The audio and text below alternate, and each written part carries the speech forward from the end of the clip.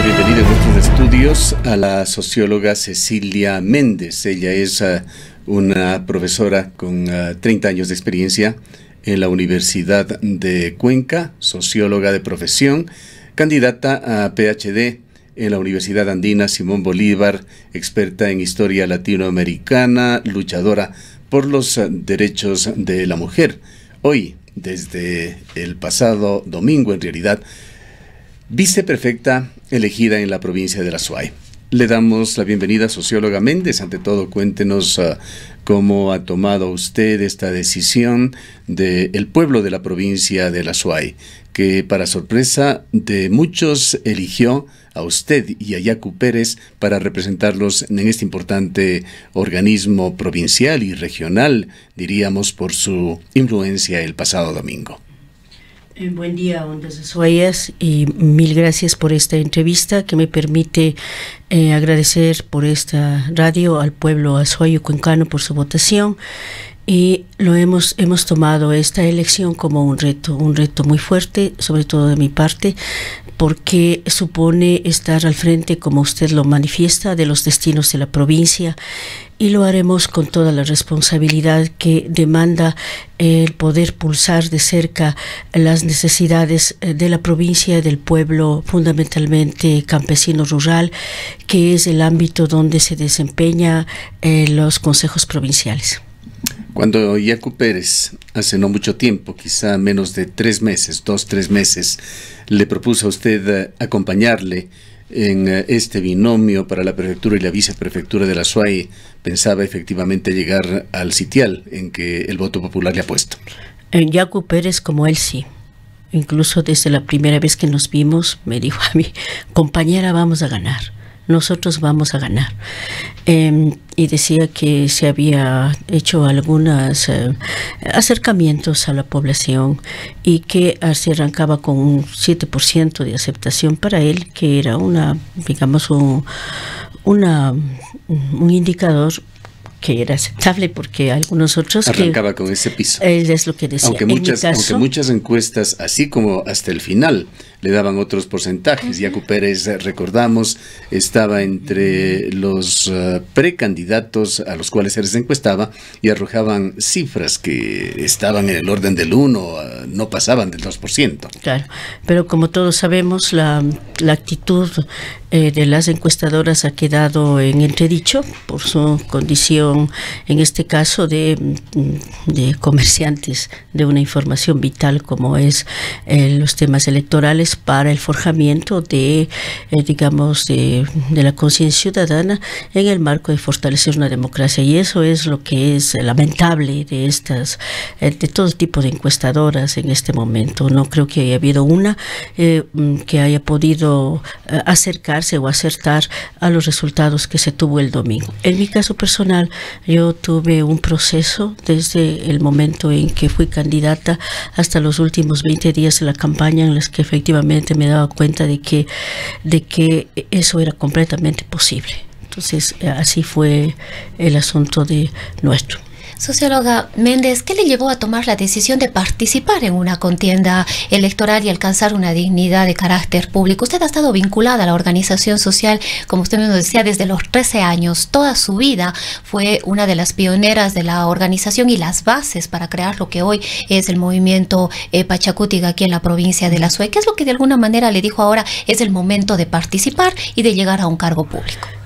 Lo que me llevó a participar es la necesidad de posesionar un discurso político, ideológico, que reivindique esta larga lucha del pueblo ecuatoriano, del pueblo azuayo, referido básicamente a 2 ejes. Uno, el agua, que es una de las cosas básicas, fundamentales, quizá la más fuerte, que permite este ascenso hacia la prefectura y viceprefectura, y por otro lado, posesionar la producción agroecológica, que está vinculada al campo y fundamentalmente a las mujeres azuayas. familias.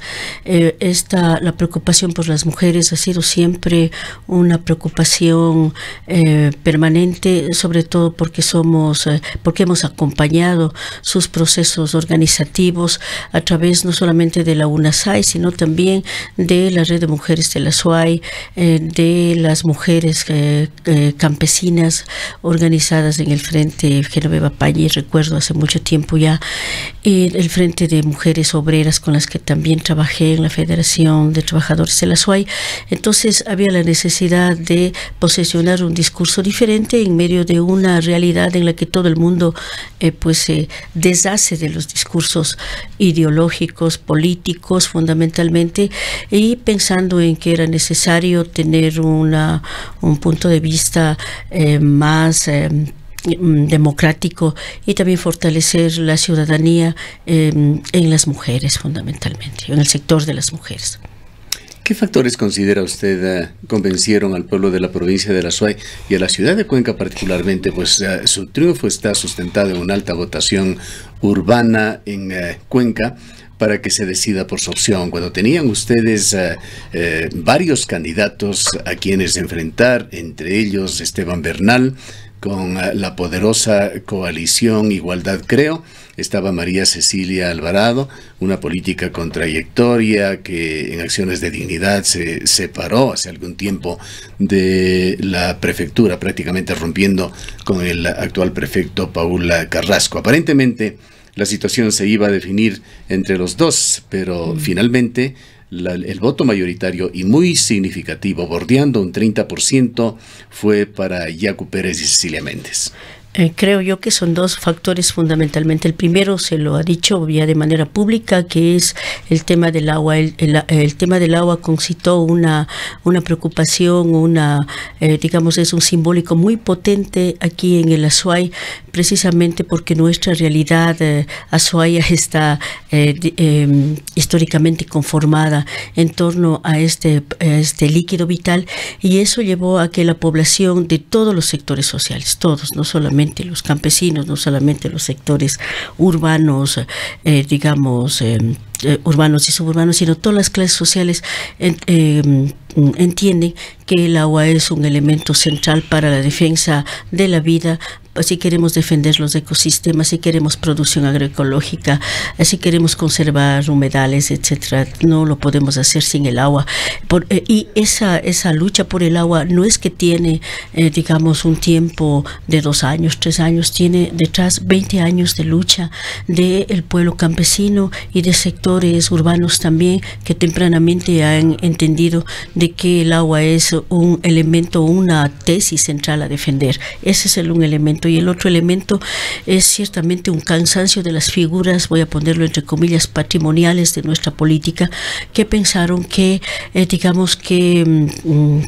usando la maquinaria electoral, evocando sus logros, entre comillas, podían ellos acceder otra vez a la confianza del voto de la SUAY, pero lo que se demuestra es que hay ese cansancio que supone una manipulación de la voluntad y de las esperanzas del pueblo azuayo. Esa es una de las cosas que nos lleva a señalar de que ahí hubo un voto de confianza hecho cara a cara, no solo por las redes. Yo he escuchado en este último periodo explicar a muchos analistas y en la universidad también el papel de las redes sociales cumplidas en este proceso, sin negar esa realidad, porque así lo es. Yo creo que nosotros hicimos una campaña de cara a cara, puerta a puerta, en los distintos redondeles de la ciudad de Cuenca. En mi caso, conozco y he recorrido los barrios suburbanos de la ciudad de Cuenca, que tienen que ver con el barrio Tierras Amarillas, Jaime Roldós, Virgen del Río, que ni siquiera en mi caso podía imaginar que existían. También el recorrido por las grandes avenidas de la ciudad de Cuenca, haciendo una campaña en la que podíamos observar, mirar incluso las reacciones corporales de las personas hacia nuestra propuesta. Entonces yo relativizaría esta importancia casi digo hasta fundamentalista que comenzamos a tener sobre las redes sociales para volver al campo de la política, pulsando el cara a cara, mirando, sintiendo la reacción de las personas, unas veces afectivas, otras veces escépticas, y en el campo del escepticismo a mí me ha llamado mucho la atención, sobre todo en el caso de los jóvenes que por ejemplo, en la entrada del valle, ellos recibían las hojas sin siquiera mirarnos. Entonces yo decía, aquí hay una especie de autismo político, ¿no? Un autismo político que nosotros podríamos comenzar a definirlo potenciando el discurso del agua vinculado al tema de la agroproducción. Y por otro lado, nosotros posesionamos muy fuertemente estos dos temas porque estamos convencidos de que el avance urbano de las ciudades en el mundo capitalista necesita preservar, conservar, incluso poner un límite a lo que sería este avance sobre el campo. Tenemos plena conciencia de que el campo es el que alimenta las ciudades, el que necesita digamos, volver a ser trabajado, volver a ser germinado. ¿Considera usted entonces de que se evidencia como resultado de esta elección una evolución en el pensamiento medioambiental ecológico de la población de la SUAY? Creo que sí, ahí es justo también señalar de que ha sido un trabajo tesonero, muy, digamos, desatado también en años del colectivo Yas Unidos, ¿no? Yo creo que es un posicionamiento en el Azuay que viene básicamente de la lucha de Yacu Pérez por el agua, pero también de los Yas Unidos, a quien también he estado unida, digamos, en sus marchas, en sus luchas por el tema del agua aquí en el Azuay. Entonces, creo que ese es un primer elemento potente, fuerte, que explica la ganancia, y por otro lado también una nueva concepción sobre lo que sería la participación ciudadana, que no debe quedarse en la letra, sino que efectivamente tiene que dar paso a la conformación de un movimiento social libre, autónomo, soberano, que no quede atrapado en los límites de la institucionalidad, ni que sirva como base clientelar ni catapulta para ninguno de los que en este rato somos autoridades, ¿no? Sino que tiene que haber esta capacidad de dejar que el pueblo sea también protagonista de sus propios intereses, de su propia capacidad de afirmarse. Yacu Pérez y su propuesta, podemos decir que tuvo dos grandes triunfos en este proceso electoral. Uno fue el poder llegar a la prefectura de la Azuay y el otro la consulta popular en el Cantón Girón, con un porcentaje altísimo de más del 80% en contra de la minería. Sin embargo, vemos que existe mucha presión externa de los grupos promineros, pero también de las propias autoridades del Estado. No le hemos escuchado únicamente al ministro de Energía, le acabamos de escuchar también al ministro de Comercio Exterior, con muchas preocupaciones en torno a esta negativa y los riesgos que podría tener en la imagen que podría estar dando el país hacia el exterior. Esta va a ser una lucha que de alguna manera ya les ha comprometido a ustedes y que les va a comprometer a corto, mediano y largo plazo. Sí. Ya diría que cámaras de la producción califican incluso a la consulta como inconstitucional, y hay una evidente convivencia con altos estamentos del gobierno para seguir luchando en favor de los proyectos mineros. Sí, yo he escuchado eso, escuché también no solamente a estas altas autoridades, escuché al gobernador de la Azuay y también al alcalde electo de Girón, el ex sacerdote Ushka, que nos hacía una especie de reto, ¿no? Además del señalamiento de que el Estado es el que en última instancia tiene, digamos, una plena potestad sobre los subsuelos del país. ¿Cómo enfrentar esto? Porque hay la situación, usted en la primera parte de este diálogo ha diagnosticado el por qué ganaron, y están allí estos factores importantísimos, que es la protección del agua, la protección del medio ambiente, y ese cansancio con el estilo de ejercer poder por parte de los políticos locales. Ustedes tienen un reto enorme, sí, no pueden defraudar ¿Cómo lo van a hacer? Nosotros tendremos que desplegar las capacidades de diálogos que también están con nosotros, ¿no? Lo haremos con todos los sectores sociales y, por supuesto, los sectores productivos. Existen en el campo de los sectores productivos personas que piensan en nuestro país también.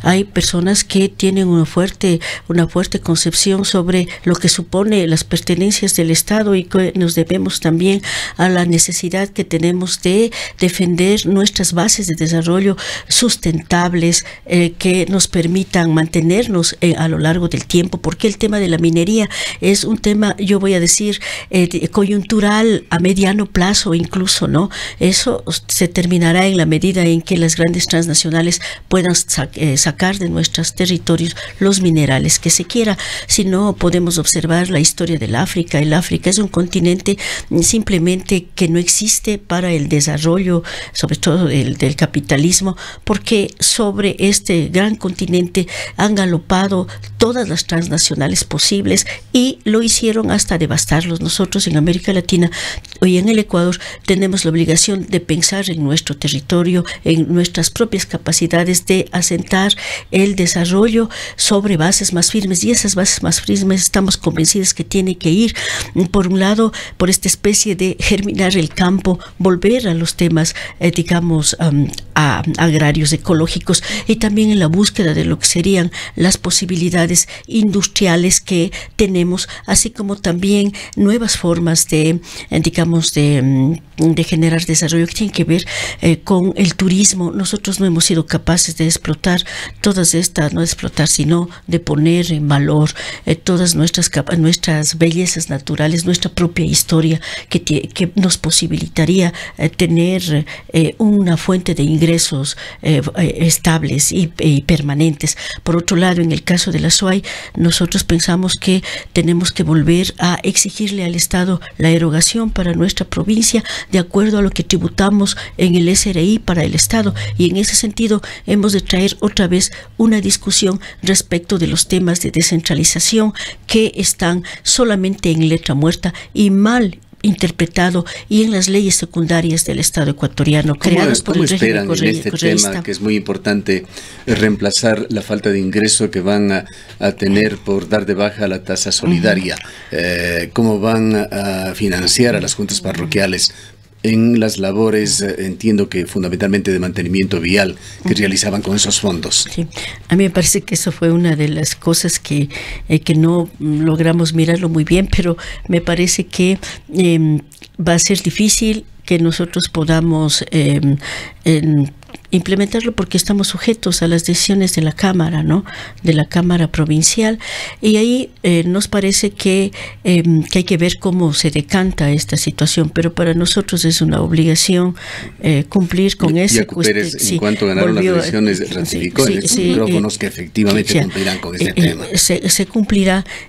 Nosotros pensamos que de pronto puede ser generando estos recursos que pueden venir de la exigencia de la erogación del Estado hacia nosotros por el tema de la tributación. Pues, realmente la sumisión en la provincia de la SUAY ha sido preocupante, y parte de esta sumisión deviene de la falta de un espíritu de cuerpo de las autoridades locales, prefecto por un lado, alcalde por otro lado, asambleístas sin establecer ningún tipo de coyuntura estructural con el resto de autoridades, mientras el centralismo absorbente afecta por todo lado a la provincia de la SUAY, que ha caído en una especie de sumisión. SUAY aporta cifras sumamente significativas al erario nacional, una fracción de eso retorna en obra, eso lo hemos presentado en muchísimas ocasiones en cifras, y es hora de que esta situación cambie. Es decir, posiblemente no necesitamos llenarnos de tasas, de impuestos locales, lo que tenemos es que exigir que se nos devuelva un poco más de lo que se está haciendo actualmente con la importante tributación que esta provincia hace al erario nacional. Sí, nosotros hemos conversado en esa línea fundamentalmente porque tenemos el derecho, en este caso como ASUAY, como provincia, de exigir al Estado Nacional la devolución hacia el Azuay de estos recursos que se genera en esta tierra, en este pueblo, y esa es una de las cosas por las que entiendo se convocará al Azuay, a todos los sectores productivos, para poner en marcha un proceso de descentralización que sea efectivo. Pero aquí nos topamos también con las normativas del Estado sobre una profunda centralización, no solamente en instituciones, sino en personas, y eso nos lleva a la necesidad de la exigencia de reformas constitucionales que son en el tiempo largas, o pensar en un tiempo más largo un tema de orden ya político y estratégico, como es pensar en la construcción de una nueva constitución. Pero en temas de legislatura hay el Código Orgánico de Planificación y Finanzas Públicas, que es el principal instrumento de centralización. Escuchábamos hace pocos días en este mismo medio de comunicación a representantes de la cultura. Es lamentable que con esa pobreza franciscana, por ejemplo, la Casa de la Cultura Ecuatoriana, que genera un poquito de dinero de sus arriendos, para que antes se lo invertía en la propia cultura, ahora tenga que ir a Quito para no retornar. Sí, me parece a mí que uno de los elementos centrales que nos ha acontecido es pensar de que mientras más sumisos somos, vamos a conseguir que se nos respeten nuestros derechos. Entonces nosotros lo que vamos a hacer es propiciar el diálogo institucional, diálogo con dignidad, pero también el acompañamiento, digamos, del pueblo. Nosotros pensamos que solamente podemos conseguirlo digamos, a nivel de las autoridades institucionales. Es muy importante eso, pero creo que es mucho más importante en este momento, sobre todo por el tema de tasa solidaria, por ejemplo, hacernos acompañar del pueblo urbano y rural, porque, por ejemplo, se ha llegado al caso de que por impuestos en la tasa solidaria muchas personas han tenido que pagar erogaciones de $500, que en nuestra economía es algo simplemente inadmisible, ¿no? Entonces, el tema de la descentralización probablemente esté como uno de los ejes centrales, junto a la defensa del agua, que va a ser lo que nos concite fuerza, potenciar el diálogo, el acercamiento, sobre todo ciudadano, pero también institucional. Y yo creo que lograremos, si es que tenemos efectivamente un compromiso político, un pensamiento y una voluntad que nos conduzca a recuperar, en el caso de la provincia de Azuay, su dignidad y también de alguna manera su autonomía, no en el papel, sino en los temas de recurso, en las decisiones políticas, en la capacidad organizativa del pueblo ecuatoriano. El agua está relacionada con la vida, con la naturaleza, con la agricultura. Está en el ideario de ustedes, de Yacu Pérez, el potenciar nuevamente a la provincia de Azuay en temas agrícolas, en temas agropecuarios, tan venidos a menos en los últimos años. Nosotros planteamos germinar el campo. Esta es una frase de la ingeniera Nancy Minga, tiene un libro incluso ella que se titula así, Germinar el campo, porque nosotros creemos que eso es fundamental, y no solamente porque nosotros creemos, esta es una necesidad mundial. Esta necesidad de volver al campo tiene que ver con la sobrevivencia de la vida y del planeta en sí. Alimentar al mundo, enfriar al planeta es una de las necesidades que tenemos, y nosotros lo hemos entendido de manera, digamos, comprometida, responsable también, ¿no? Y tenemos, por eso decía cuando inicié esta entrevista, quizá el reto más grande que enfrentamos tanto Yacu Pérez y su equipo, y como el mío también, pero ahí estaremos para desplegar todas nuestras capacidades, nuestro compromiso y con el pueblo ecuatoriano, y la esperanza también de que nos vaya bien, y tener diálogo con todos los sectores sociales, con todas las autoridades, en el marco del respeto a nuestras posiciones políticas, ideológicas, porque no se trata de bajar posiciones de bandera, sino de mantenerlos con dignidad y con respeto. Finalmente, y para ir a un hecho actual y coyuntural, ¿qué es lo que aspiran lograr en esta reunión de los equipos de transición que tendrán el día de hoy a partir de las 9:30? Esperamos tener primero un primer mapa de cómo está efectivamente esta institución rectora de la vida provincial. Esperamos tener acceso. Uno de los temas que quizá vale la pena refrescar en el marco de la campaña ante algunos una pregunta. El anterior prefecto provincial, Paul Carrasco, señaló que dejaba al gobierno provincial con una deuda de 14 millones, que era una cifra muy razonable, decía él. 14 millones con presupuesto prorrogado, con empresas que se nos han dicho en mucha dificultad, porque justamente queremos ver eso, en qué condiciones están. Pues el Voz Populi nos dice están quebradas, pero nosotros no podemos hacer eco de eso si no tenemos. Será una sesión en la cual se pedirá información clave, información de carácter financiero, para saber en blanco y negro cómo está yo la había situación propuesto, del gobierno provincial. Yo les había propuesto a los compañeros hacer una comisión ciudadana que nos acompañe para recibir esta institución, de manera que también nos permita legitimar nuestra acción, porque es como usted dice, dejé esta deuda en el Consejo Provincial, que es razonable, pero la información que nosotros tenemos no es esa, es mucho más.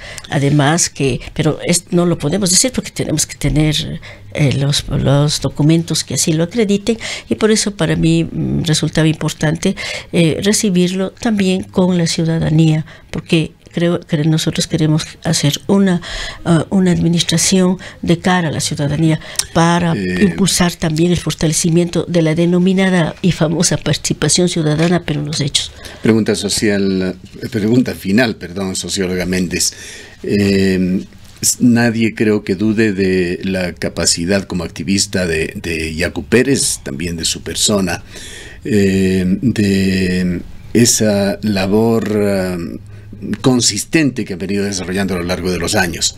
Pero mucha gente se pregunta que en cuanto a la capacidad de administrar, de gobernar, estamos hablando justamente en este momento de finanzas, administrar la cosa pública es un tema complejo, sea en la dimensión que sea, y se trate del municipio o gobierno autónomo descentralizado que se trate. ¿Cómo van ustedes a enfocar esta parte? Gracias. Sí, es un tema para nosotros delicado, y en mi caso personal, una cosa, tener una actividad, en mi caso académica, durante toda mi vida, y otra es la administración pública, donde se han desarrollado conocimientos sumamente específicos, tiene su propia lógica, racionalidad. En mi caso, yo daré todo mi tiempo posible a aprender, pero voy a aprender con los ojos abiertos, con las manos limpias, con el corazón, con la fe y el compromiso que tengo para con el pueblo azuayo, para con nuestras mujeres del campo y de la ciudad. Sí, no estoy ahí, pero yo voy a dar toda la potencialidad y las capacidades intelectuales, éticas, sociales, políticas, ideológicas para ello.